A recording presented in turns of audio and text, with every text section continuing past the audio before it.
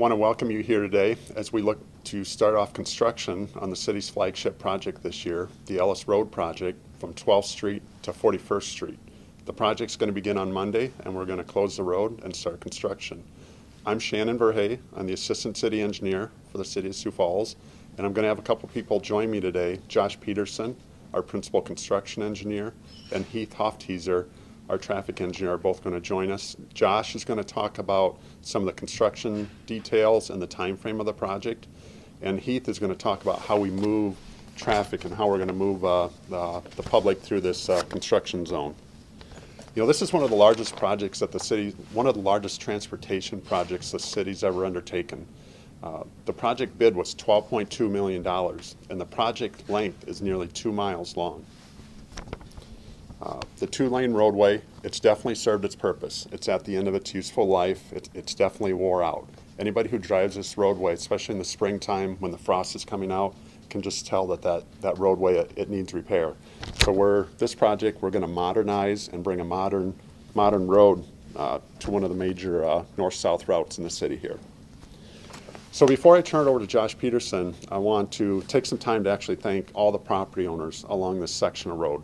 There was over 100 property owners in this 2-mile section of road, and we needed construction easements or right-of-way from nearly every one of them. So without their help, this project would have never been possible. We certainly wouldn't have been starting this project on Monday or even at all this year. So with that, I'm going to turn it over to Josh to explain some of the construction details. Thanks, Shannon. Well, good morning. It sure doesn't look like construction weather out there today, but fortunately, looking at the forecast for next week, it's looking a lot more favorable for us to kick the project off. Like Shannon said, it's the Ellis Road project from 12th Street to 41st Street. Currently out there, we've got a 2-lane rural section roadway. We will be completely tearing that out and expanding Ellis. We'll be starting, some of the things we'll be doing, we'll be expanding it to a 4-lane concrete roadway. We'll have turn lanes at all the intersections to help traffic flow there. We'll have a raised median that'll be paved. We'll have curb and gutter, and we'll have shared use paths on either side of the roadway to give us pedestrian and bicycle facilities for this corridor as well. Along with the street, we'll also be improving the utilities on the project, including the water main, storm sewer, sanitary sewer. We're putting street lights along there, and we'll be upgrading the traffic signals as well. Kicking off the project on Monday, we'll be closing our first phase, which is from Lancaster Drive to 26th Street. It'll be between those two intersections. Those will be open with this first phase, but Ellis Road will be closed. A major grading project like this, there's just no way for us to maintain traffic on the roadway as we're moving all that earth and putting in those utilities. As we progress with that, we'll be slowly expanding the limits. We'll be going north and south along Ellis until eventually we'll have the entire corridor closed for construction. To help with maintaining traffic, we will be maintaining the intersections to get people who live on the east-west side of Ellis Road through the construction. During the entire project, 26th Street is going to be open to traffic with at least 1 lane in each direction to get that east-west traffic across the project. For the north half of the project and the south half of the project, there are 2 major intersections going either way on each half. We're going to be doing those one at a time, so we're always maintaining one of those intersections on the north side and one intersection on the south side to assist with that traffic. So we'll be communicating with the property owners and putting out press releases to let people know when we'll be opening and when we'll be closing those intersections. But we're making sure we're maintaining traffic on both halves of the project. And as far as timing goes, like we said, we're starting on Monday. We'll be closing after the morning rush, about 8:30. We want to get people out to work on time in case they happen to miss our press release. We always want people to get to work on time that first day. But we'll be closing it down then, and this first phase will kick off then. We will, the entire roadway is scheduled to be completed this fall. We'll have the pavement done and open to traffic before winter.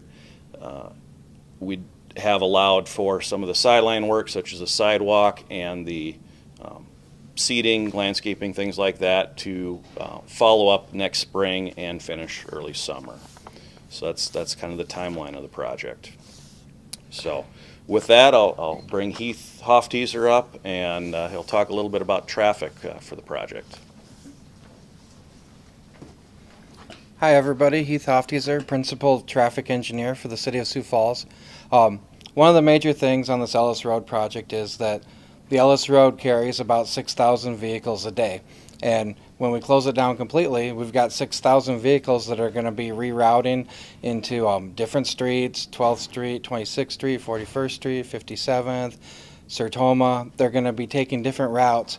All of our east-west routes on the west side of the city, when you take their volumes around the Sertoma area, have between 10 to 14,000 vehicles a day, and Sertoma has about 8,000 vehicles a day.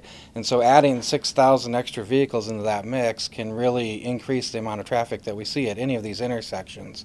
And so one of the big things that we do with all construction projects like this, where we're closing major stretches of roads, is that we go through and we create a model first of what the existing traffic is through the area, and then we close the roads that we're actually going to be closing to kind of get an idea of where the traffic is going to go. And then once we kind of get an idea of where the traffic's going, we'll run analysis on a lot of the different major intersections, the signals, different spots where people might see delays, and get an idea of where there could be problems. And so then one of the first things that we'll be doing, like on Monday, is making timing changes where we can at different intersections, where we try to make the signals adjust as best as we can to what we're expecting the traffic to do. And then we'll plan out some of the major improvements. Like one of the biggest things is we had at 12th and Sertoma in the past, there was a lot of backup northbound for right turn movements at that intersection.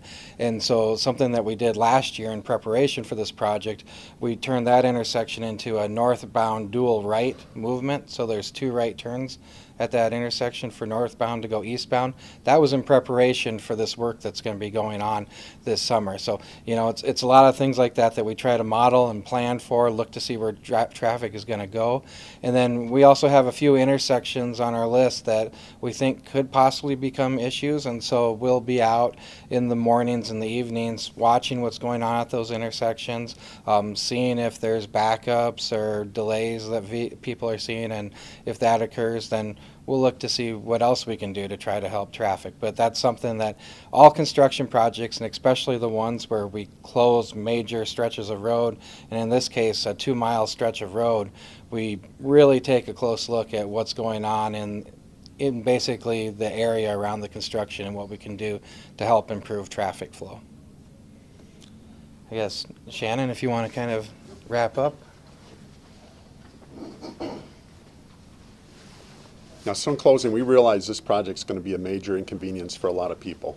To help expedite the project, though, we are offering an incentive to our contractor to complete the project early. We're offering up to $10,000 a day, up to $200,000 for early completion before that mid-November completion date. So, and our contractor, T&R Contracting, they're a local contractor, and they have an excellent track record of completing projects on time or ahead of schedule. And finally, we want to, and most importantly, we want to urge drivers to slow down and stay off your cell phones in and around our construction zones. Our #1 priority is to make sure all our workers go home safe at night.